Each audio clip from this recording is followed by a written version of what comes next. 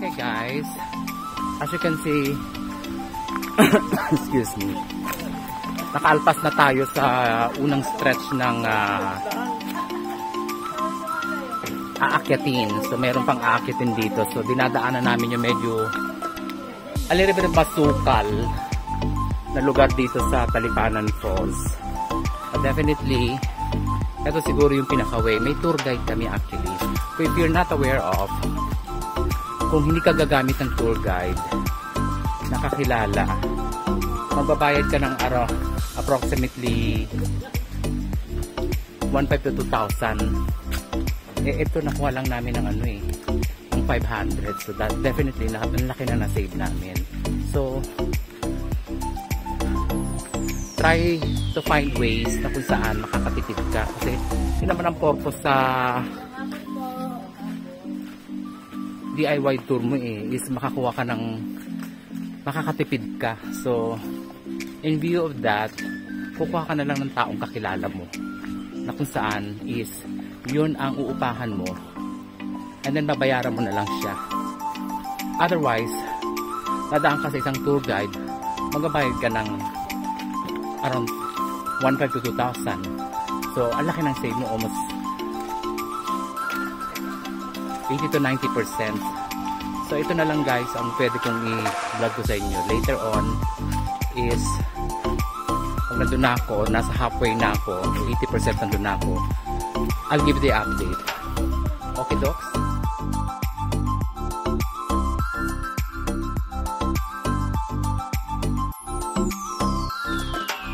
Hello guys, welcome back to my channel. This time nakikita mo yung mga nasa likod ko, halos lumuluwa ng dila kasi matirik pala tong Talipanan Falls. There are two ways na pwede mong gamitin dito sa Talipanan Falls: the easiest and the hardest way. The hardest way, medyo short time ang tatahakin mo, but medyo may hirapan kasi matirik paakyat. The longest way, medyo hindi siya matirik pero mahaba ang time na kukunin mo para ma-reach mo itong Talipanan Falls. Anyway, natapos na namin yung mga hardest and easiest and quickest and the difficult way. Nandito na kami sa pinaka daanan going to the Talipanan Falls. Wala na siyang pataas, wala nang pababa. So ito siya guys, medyo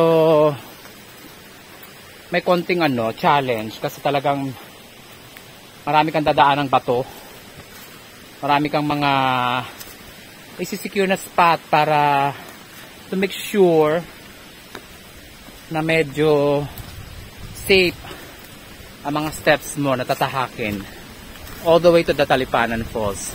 Nevertheless, sabi nga nila, challenge accepted. Kasi ang importante, marating namin yung falls para ma-enjoy namin ang trip na ito, which is Puerto Galera. Okay? See you in a bit and then I'll keep you posted. Kumusta ka naman dyan? Okay lang. Okay lang daw siya. Okay guys, welcome back to my channel. This time, nandito na ako sa bungad mismo ng falls. So as expected, huwag kayo mag-expect ng malaking falls. So it's typically probably mga around 5 meters. Ang taas lang niya. So ito siya. Tapos ito yung tubig niya. And then it's going to be all the way there. Yun ang makikita mo na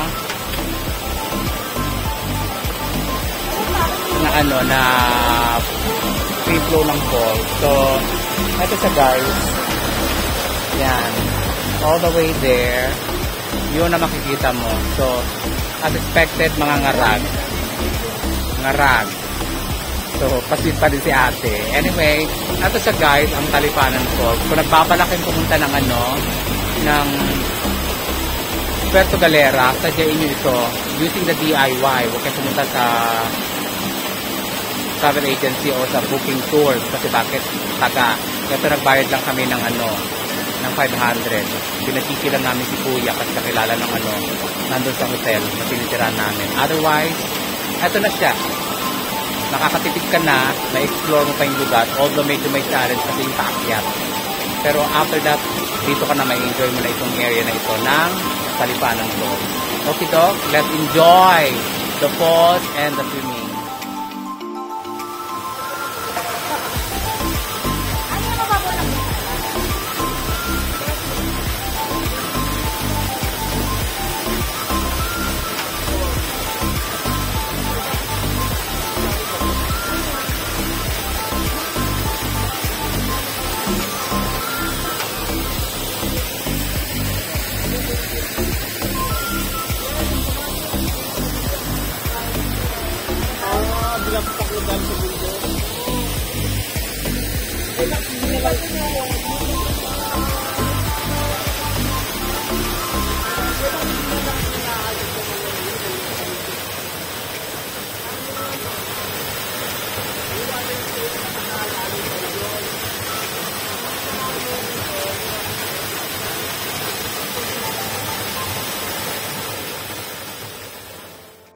Ganito.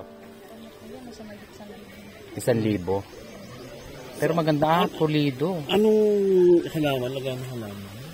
Ay, depende po sa inyo. Yung display sa bahay.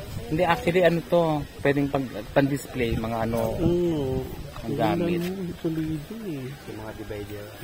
At saka magandang Ibay? Pulido. Taon po yan bago Correct. Hindi yan hindi inaanay or something. Kasi usually sa pagka may mga ganyan, di ba parang inaan. Anong klase ito ng Nito po yan sa Takabagin. Kabagin. Gubat. Halamang gubat. Ang sampol po niya nandun po sa may Pero mo rin Yan may isang puno dyan. Ang puno dyan ng nito. Okay guys, welcome back to my channel. This time, nasa front beach naman ako ng Amami. So as you can see, ang ganda ng kulay ng beach actually. Beautiful. And so with the resort, kasi nasa front lang kami ng dagat. At may isang foreigner doon ng Filipino. So, kung nagpabala kayo pumunta ng Puerto Galera and you happen to spot a very affordable price, feel free to explore Amami Beach o Amami Beach Resort kasi maganda siya. Malaki ang space, malaki ang spasyo niya, and at the same time napakaganda ng ng amenities. Marami kang pwedeng picturean, Instagrammable, everything. Dito pala sa dagat, ayan lang, bubugad na sa'yo yung clear water niya. And so with the amenities niya na nandito mismo na ino-offer mismo ng Amami Beach Resort. So these guys, kung kayo ay nagbabalak pumunta ng Puerto Galera, especially this coming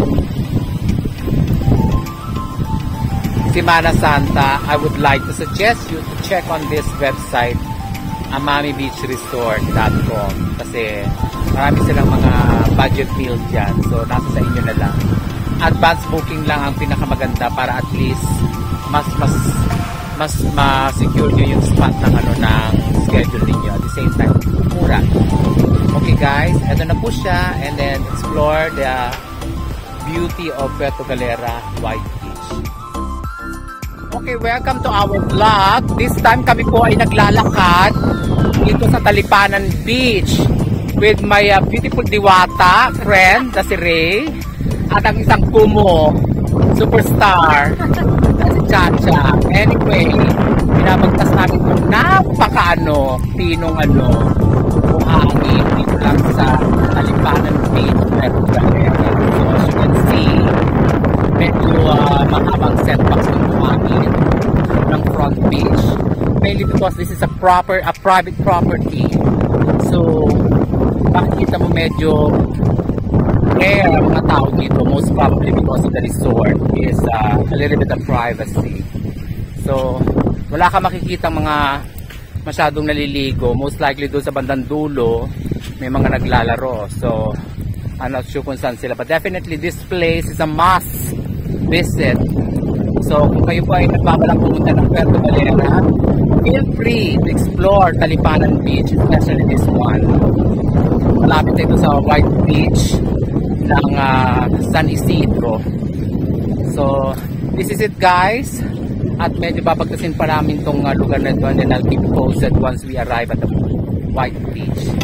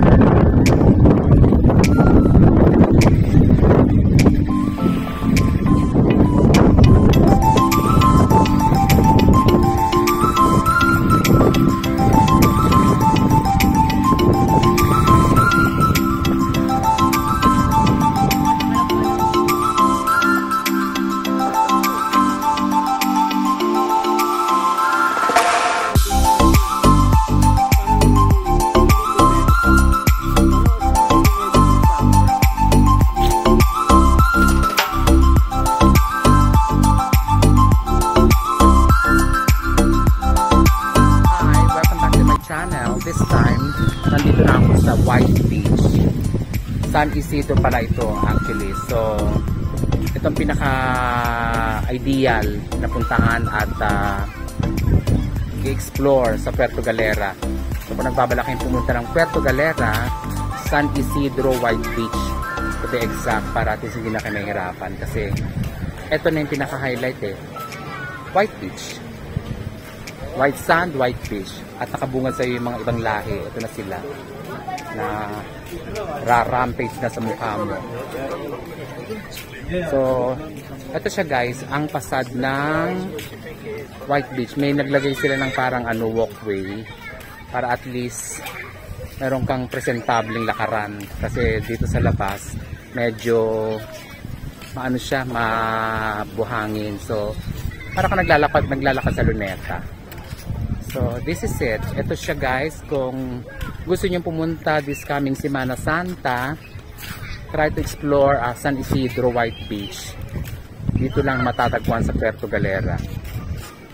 At marami kayo makikitang mga iba't ibang lahi at iba't ibang mga mga turista, local man o foreigner. So definitely this is it. Eto siya guys. Hindi mo lang makikita ang sunset kasi tatabunan siya ng ng may dapat kami dito sa tulungan ko join dito sa live pa kami dito. Yeah, mga kaibo sila, you wanna check our menu po later. Meron sa kira. So, ito po, meron pang Villa Vendimida. Ano po sa Galera? Papicture na tayo. Ito pa tanongin mo kung magkano pa picture. So kung gusto mo na magpa-picture sa 1,000. sa Puerto Galera, this is it. Ito po ang pictorial mode ng Puerto Galera Sand Castle.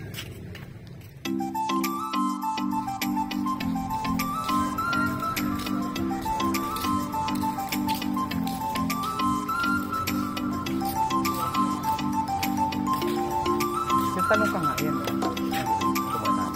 May babae. Magkanong rate ng room nila?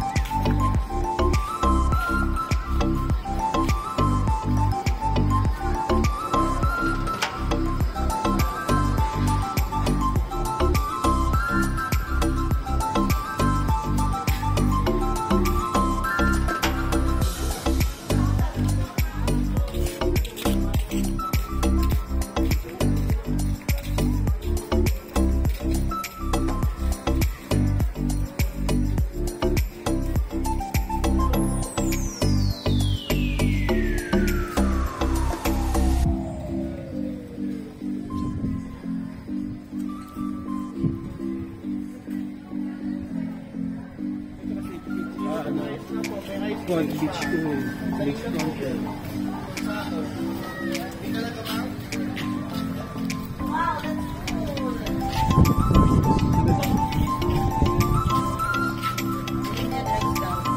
Na ano ang pagkain sa inyo? Hindi pa kaya na doon sa likod kumain. Tiyanggi-tiyanggi. Innovation. Ano yung kumain tayo?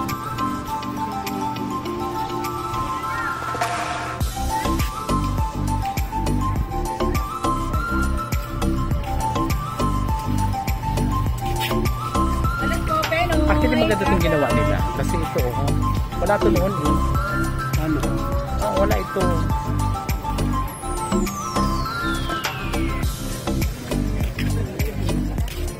Kasi pag beach club na naliglay ko. Unlike na yung sinasabi ng mga improper nila yung sa likod. Yung sa likod talaga. Sabi nila is mga 12 minutes or 2 minutes of yun ang ano, yung pinapackage nila. Na ano. Which is nasa likod. Kasi yung distance kasi sila na yung ano sumukuha.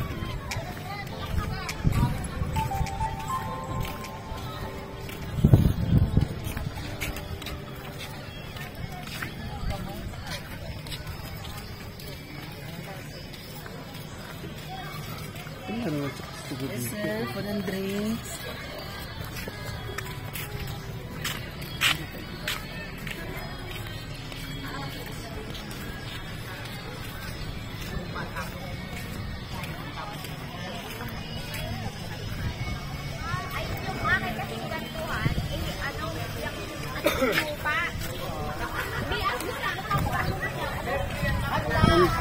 Magkano ang gusto dito?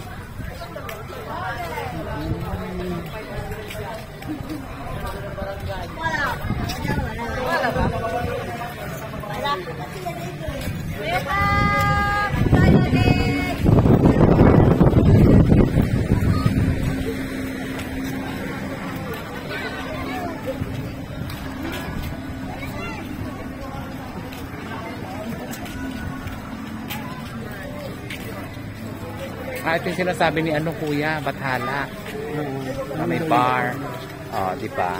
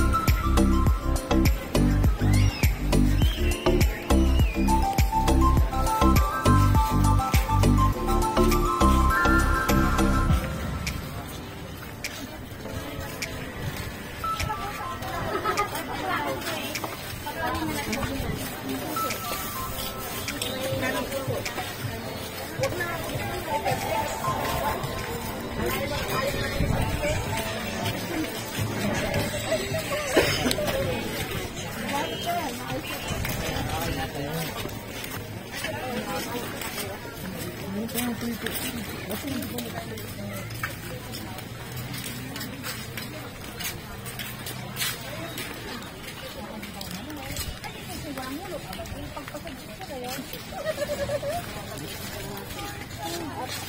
sali? Ayan, ang gagawin. Alam mo naman kung sino makasal.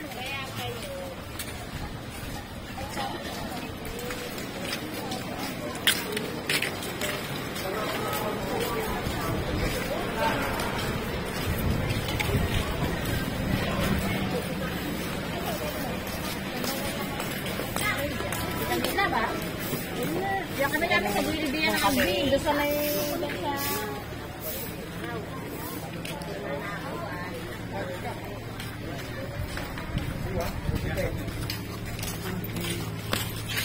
Ito na ba yung pinaka-dead end? Parang mas maganda yung design nito yung vertical sa doon. Mas maganda yung may ano siya. Sinidor. Pero may ano, very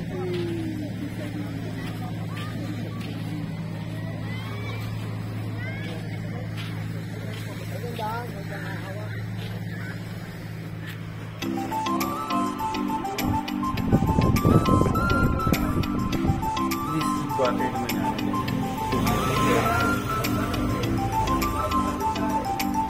Okay guys, welcome back to my channel. For today's vlog, andito kami ng aking mga Frenchie. Pupunta kami sa isang tour na kung saan kami ay mag-tour, DIY tour. Actually, hindi na kami pupunta sa isang agent kasi masyadong mahal ito. Kinontrata na lang namin actually kahapon. So, feel free to explore this place. Actually, nandito kami sa may nabilang dahil medyo sumisipon ng init. Nevertheless, nagpaplano na yung mga ng Puerto Galera.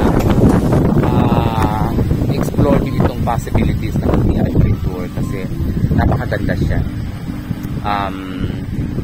We're going to take an island hopping and at the same time snorkeling. So medyo masalimuot ang gagawin namin ngayong araw. But definitely after this, we're going to drop off at Midtown sa San Isidro para magkaroon kami ng chances naman na mag-explore and then to buy some stuff kasi bukas is our last day. So guys, take back and relax as I give you the exploration of this Puerto Galera drama anthology namin sa DIY tour. So, mura lang binayaran namin actually, to be honest. Parang pumapatak na sa isang tao is 400. Kasi 1 ko lang kinuha. Instead of paying at around 2 to 2.5. So, roughly around, to be exact, 1 to 400 kasi kasi nga dahil DIY hindi ka mahirapan. So ito siya guys, yung bangka sasakyan namin would probably that guy nilalapit na dito na yan and then from here ayun sa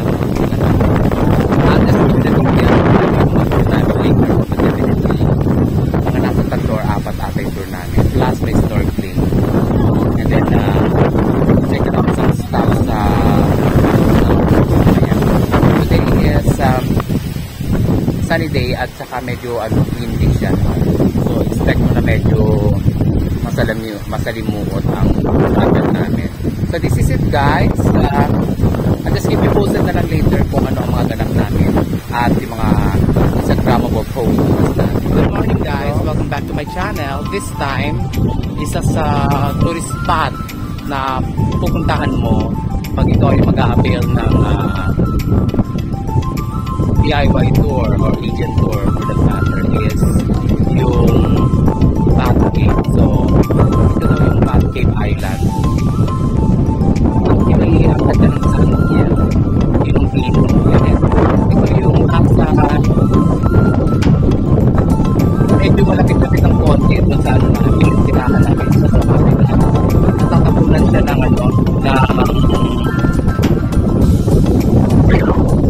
island, kaya medyo masalimot. But nevertheless, maganda siyang pictorial session at memorable photos. Eto, may mga rock formations, but at the same time may mga may mga ganap. Ang ganda ng lugar, maganda ang island. Sadyain lang talaga. So kung nagbabala kayong pumunta ng Puerto Galera, sadyain nyo itong Batcave Island kasi napakaganda, maayos at beautiful.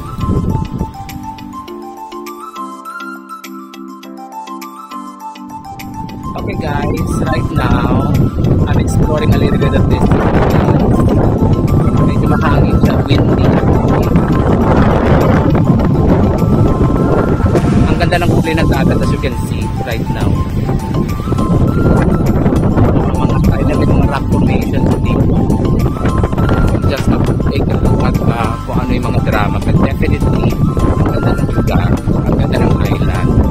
So kung nagpapunta ng Puerto Galera, try to explore this one, Batcave. Only here at Puerto Galera. Napakagandang siya, bisitahin. Isa sa mga DIY tour na ginagawa namin. At medyo worth it kasi maganda yung lugar. Very Instagrammable yung mga photo. At maayos. Maganda siya guys. Natatabunan pa siya ng ng shades ng bundok sa umaga. So medyo hindi ka pa mangangaran. So this is it. Here in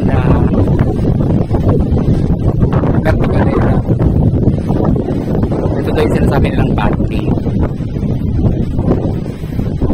So may mga dyan kuya, may mga paniki sa gabi. So saan sila yung mga mga maliliit lang yung mga butas na yun, mga siwang-siwang kasi pero ngayon meron sila dyan.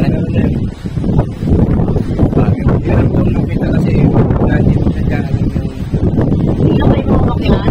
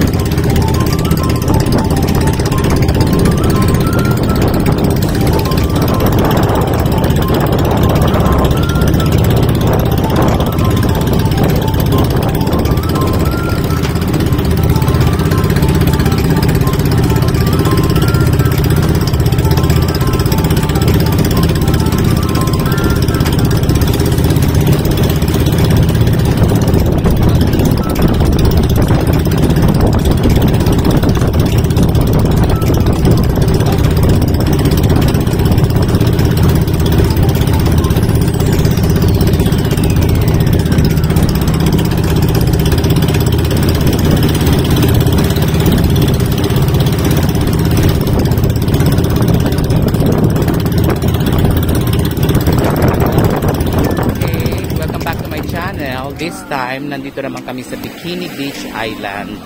So as you can see, iba naman ang drama niya. Medyo may pagka-roughness ng slide ang buhangin, and then mabato siya.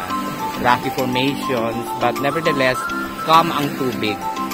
Itong pinagkaiba naman ng Bikini Beach Island sa Batcave. Sa Batcave kasi talagang open. So medyo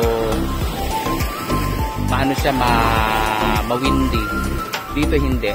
So Bikini Island daw to. So let's explore this area. Mapuno siya actually. And then may konting roughness yung nila buhangin. Hindi kagaya dun sa Batcave. Pino. Tapos medyo malapad yung stretch ng ng buhangin. Unlike dito, limited, tapos puno na kaagad siya. And then at the same time, may mga konting bato. So kung nagbabala kayong pumunta, ito isa sa mga dapat nyong kunin sa bucket list na hindi naman kayo mahihirapan. Actually, it's an island tour na pwede mong explore sa Puerto Galera. Kaya lang, magdidepende yan sa budget mo. Kung ang budget mo talaga is sky's the limit, napakarami na pwede mo pang i-tour. Kaya lang, syempre, dahil nagtitipid ka, and this video is a DIY tour, so wag na masyadong choosy kasi at the end of the day, uuwi ka pa rin ng Metro Manila nga. So at least makakuha ka man lang ng isa o dalawang spot o tatlong spot ng tourist attraction dito sa Puerto Galera is sapat na. So eto siya guys, just walk through ka lang kayo dito sa Bikini Beach Island. Not so much special, but pwede na para sa mga nagtitipid at magkaroon ng DIY tour. So eto siya guys, nag-swimming na yung friends ko doon. Ako parang hindi ko bet, swimming lang yan, gusto ko mag-explore ng lugar. Eto siya guys, so this is it. We'll keep you posted again on my next itinerary, but definitely mayroong mga snorkeling. Reminds me of this one sa Taiwan. Pero to sa Taiwan na ganitong skinhead ang tawag nila. Maraming bato doon actually, doon sa may Yilo Geo Park. Kung may mga subscriber ako dyan o may nanonood na have been in the tour in Taiwan sa Yilo Geo Park, may makikita kayong ganyan na ang tawag nila is skinhead. So feel free to explore the beauty of Puerto Galera dito lang sa Bikini Island. Okay, just to give you a heads up, a brief description of this video. Sabi pala ni Kuya, yung tour guide namin, ang area pala nito is already Occidental Mindoro. Dalawa kasi ang Mindoro, isang Oriental at saka Occidental. Now, yung pinuntahan namin kanina, which is Bat Cave Island, yun na pala yung area na yun na boundary between Oriental and Occidental Mindoro. So this is already part of the Occidental Mindoro. So malayo-layo na siya. Talipanan is still part of the Oriental Mindoro, but yun yung pinaka-boundary. Pag lumagpas ka dun sa isang island na yun, which is going to what's this? Island tour, which is Bat Cave, yan ay Occidental Mindoro na. So this one is already part of the Occidental Mindoro. Yun lang ang pwede ko ibigay sa inyo na description. Otherwise, this is still part of Mindoro. Yun nga lang, nahati kasi isang Oriental at saka isang Occidental. So this is it guys. So tapos na tayo sa pagbablog nito. Next one is pumunta naman tayo sa Wild Trek Island Beach and Resort. So sabi ni Kuya may bayad daw doon, but there's a certain area na walang bayad. So hinihintay ko na lang tumatapos itong mga repores ko na mag snorkeling. Then we'll be heading off to that next destination. Okay guys, nandito ako ngayon sa isa sa mga souvenir shops na pwede mong puntahan. So meron silang coins na tigda 10 pesos. So mamimili ka na lang. Ito ba maganda?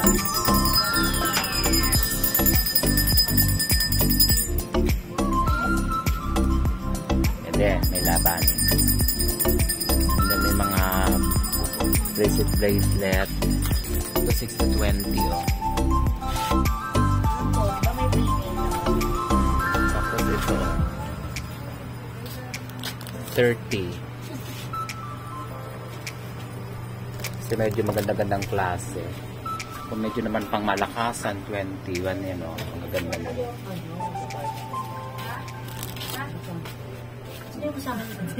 Parang tumagos 34 to 100 naman ito. 34, 100.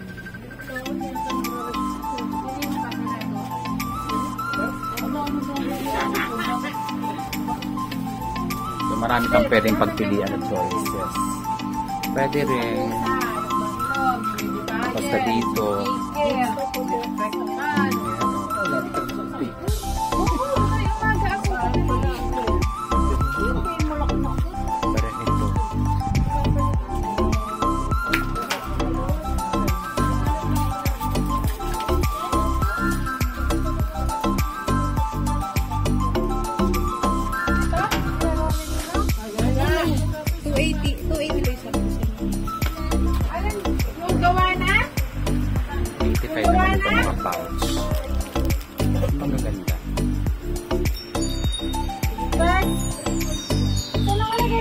silang mga tote. Nasa ano? Nasa timbangan dilaw.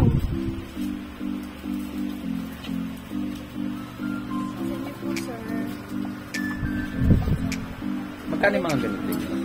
For 100 po dito sa medyo makapal. Dito naman po sa manipis ay 6 for 100. 400. Ito na yung mga manipis. Assorted po. 6 for 100, 4 for 100. Yes po. Hanggang dito sa bulo. Ito naman 3 for 100 na. 4 din po. 4 for 100.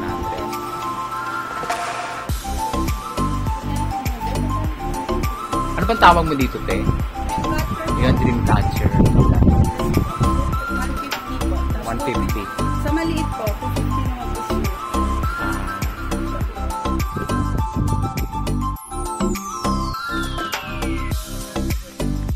Sige po, sige.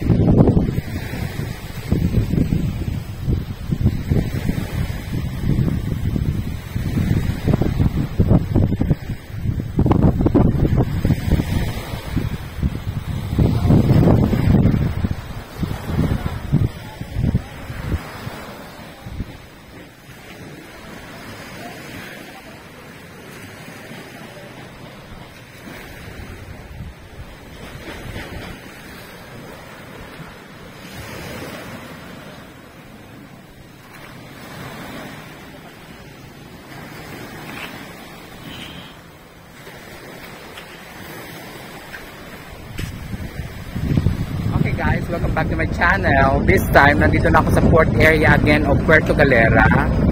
So, itong nakikita nyo sa site is Padaong. Ito naman ipaalis. So, kami ay paalis na dahil kami ay natapos na sa agenda namin dito. So, guys, this is it. We'll be back to Manila again and then we'll keep you posted once we arrive. So, ito ang process.